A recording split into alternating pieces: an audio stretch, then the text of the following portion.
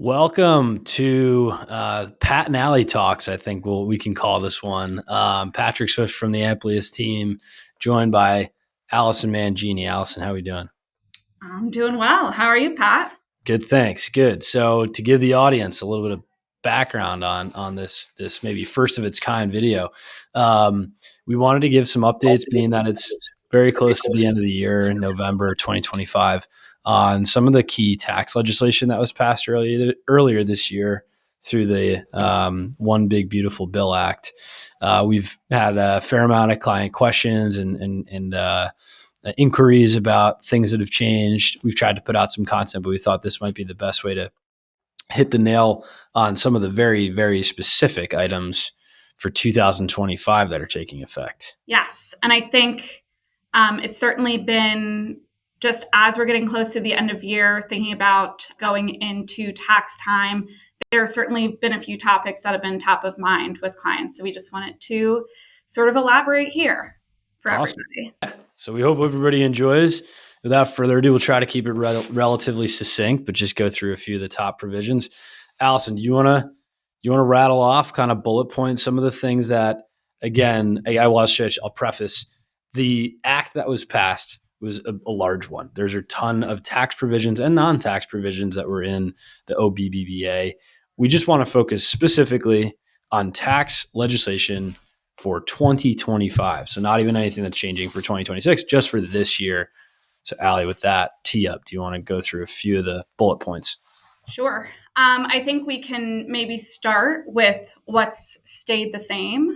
Sure. But a few things we want to hit are just standard deductions, some increases to a senior deduction, SALT deduction caps, things like that, along with just a few maybe things that have stayed the same on the estate tax side, and then some changes coming up with charitable deductions as well. Yeah, perfect. So, yeah.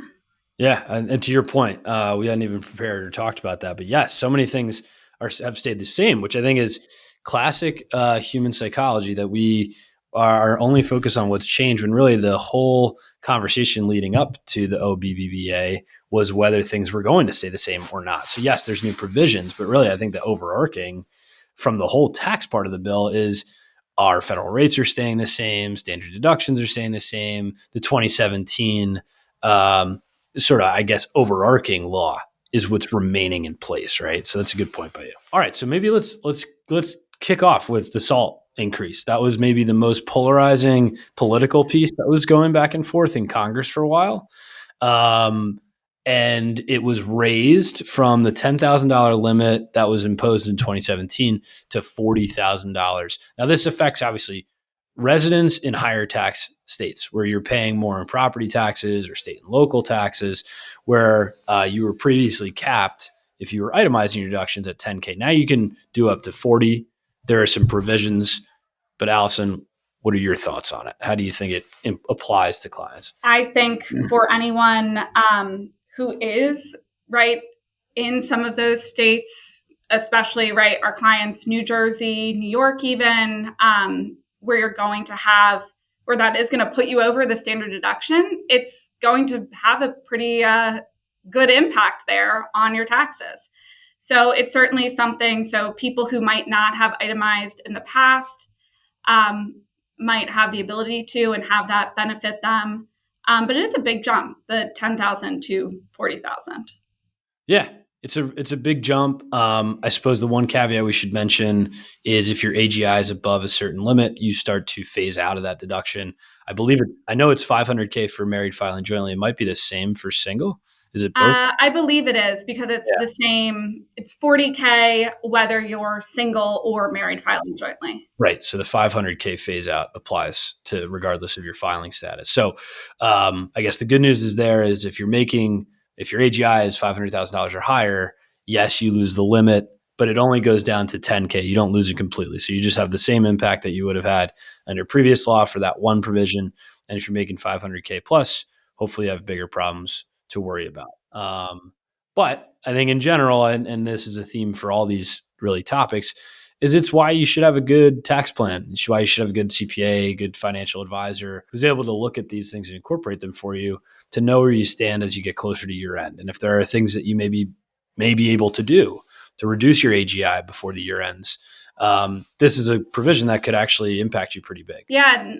Just as we're sort of on that topic, I know you just had a case that came up recently with a client talking about the senior deduction, which is now $6,000 if you're filing single and $12,000 if you're married filing jointly. But that also has an AGI limit, which is $75,000 or $150,000. So that is where you really want somebody in your corner who's doing that strategic planning, who's thinking about, okay, that could be a big tax savings, right? If you're right on the border there.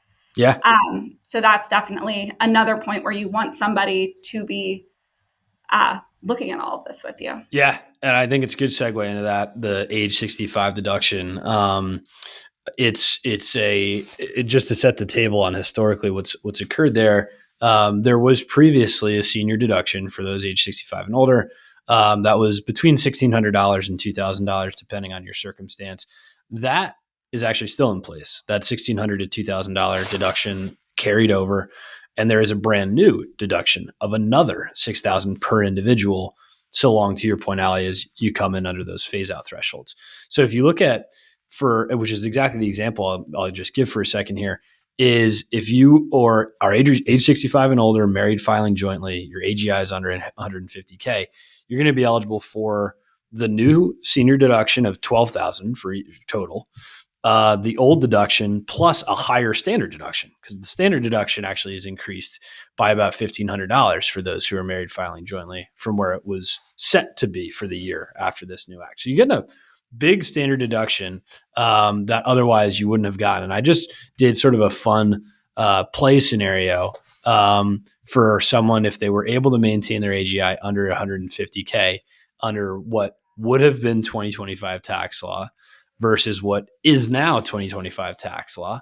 And the quick, nerding out on some tax math here. But the fun news on that is you would save a little over $3,000, a little over, in my example, and I can give some specifics, but you'd save a little over $3,000 to $4,000 in actual tax liability. So actual tax dollars paying out of your pocket, you're saving just on those provisions alone, nothing else changing about your tax situation. Not at all inconsequential. From a bracket standpoint, you'd be in 12% regardless, but your average tax rate would drop by about 2 percentage points, which is pretty major. And I thought what was really interesting is for this fake sort of phantom example I put together, these folks under previous law would have been in the 15% long-term capital gains bracket, but with the new deduction, they actually would reduce down to the 0% capital gains tax bracket, which is always a really nice part of tax planning, to pay 0% on any part of your income. So quick example of the impact, situationally speaking, of course, of the age 65 deduction. Yeah, absolutely. So good stuff there. More stuff that we obviously like to talk about and plan for clients. What else, Allie? I think, if we just want to rattle through a couple more on the deduction side that were new provisions or credits or anything like that were just sort of notable, worth mentioning. Great point. I know that there was some changes to just charitable deductions from this year to next year. So not that they're changing in 2025, but are changing in 2026. If you want to hit on those, Pat. Yeah, good one. So, and this kind of forays in, I think, larger gift and charitable and estate planning. But we've been talking a lot about standard deductions here. For those that itemize their deductions, meaning they take, let's say, mortgage interest, maybe this new property, state and local property tax deduction, and then often in those cases, they may also be doing charitable gifting in one form or another. We should say 2025 rules are remaining essentially the same as they have been. However, the big one that's changing is for those that are in the top tax bracket. And let's face it, usually, not always, but for a lot of our clients we work with, they're doing charitable gifts because they have a philanthropic and a qualitative cause. It also helps them because they may be in the highest tax bracket. So for those, which federally is 37%, that's what we were mentioning before, is staying the same. Next year in 2026, if you're in the top tax bracket and you're doing charitable gifting, your deduction will only be reflective as if you were in the 35% tax bracket. So you're not going to get as high of a dollar for dollar impact, and you're going to be limited in some form of your deduction on the charitable gift. So, in terms of what that means today, well, sort of obvious, Allie. What do you think? If you're sort of planning in this vein for clients on the philanthropic side, what does that mean for 2025? Just for 2025, to certainly consider things like if you're planning on making some donations in 2025 and 2026 to maybe take advantage and shift some of those forward, to 2025, maybe taking advantage of a donor advised fund, things like that. But there are certainly some planning opportunities there to talk about with your advisor and with your CPA as well. Yeah, absolutely. Be aware of these rules so that if you want to take a bigger deduction in the final year, you can do it in your highest tax bracket. It's worth noting that. So we're coming up on a little over 11 minutes. A couple more things we'll hit on. Also, just a plug for us. If you're enjoying this content, give us a subscribe on YouTube. That way you can get some more of our future videos and hear more about fun tax planning provisions. But let's flip over to one that maybe isn't getting as much airtime. It got a lot of airtime leading up to the bill. But so one of the big provisions is the estate and gift threshold. The exemption amounts that were made much higher in 2017 are going to be staying higher. Not only that, but they are increased for the current year. So before OBBBA was passed, the gift and estate tax exemption, which was set to sunset, was $13.99 million per individual in the U.S.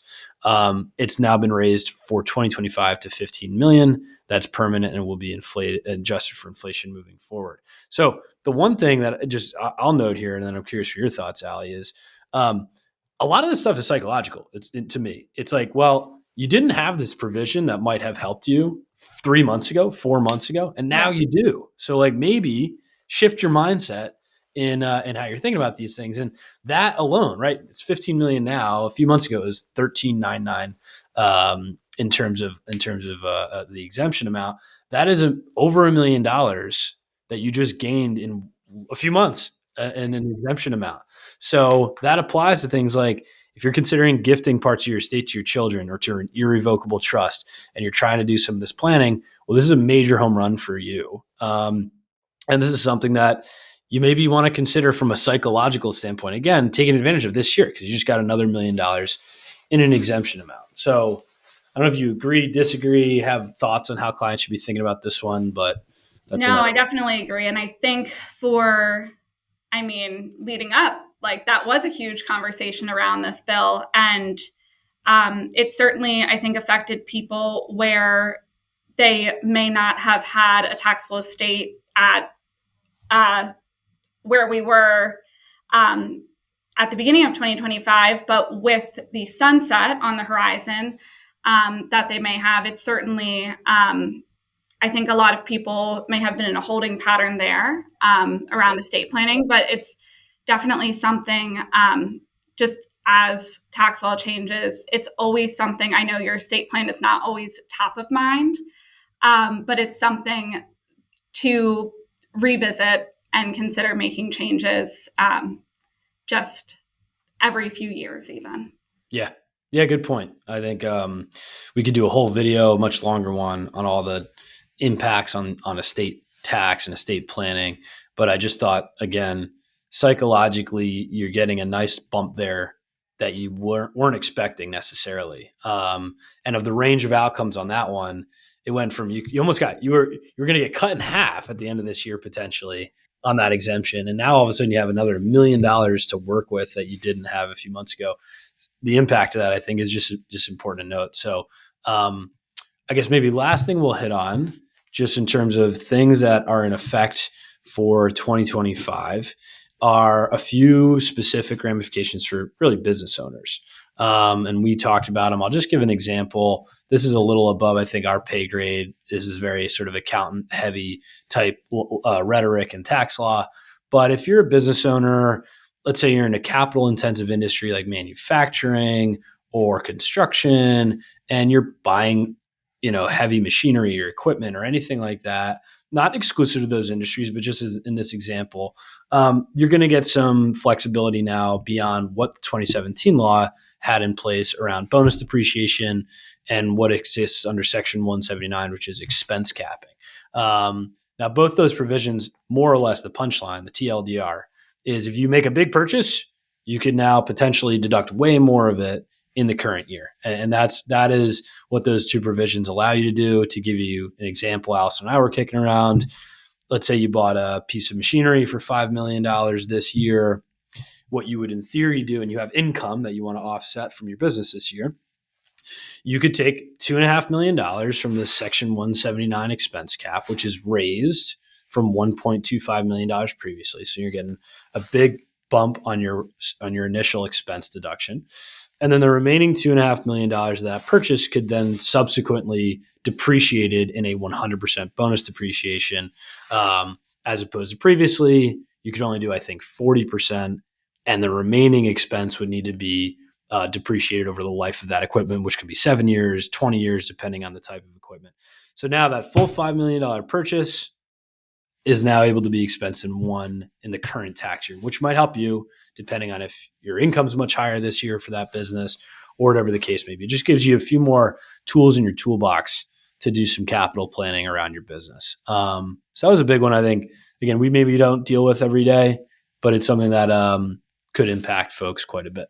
Right. It allows just for more strategic planning there. Yeah, exactly right. All right.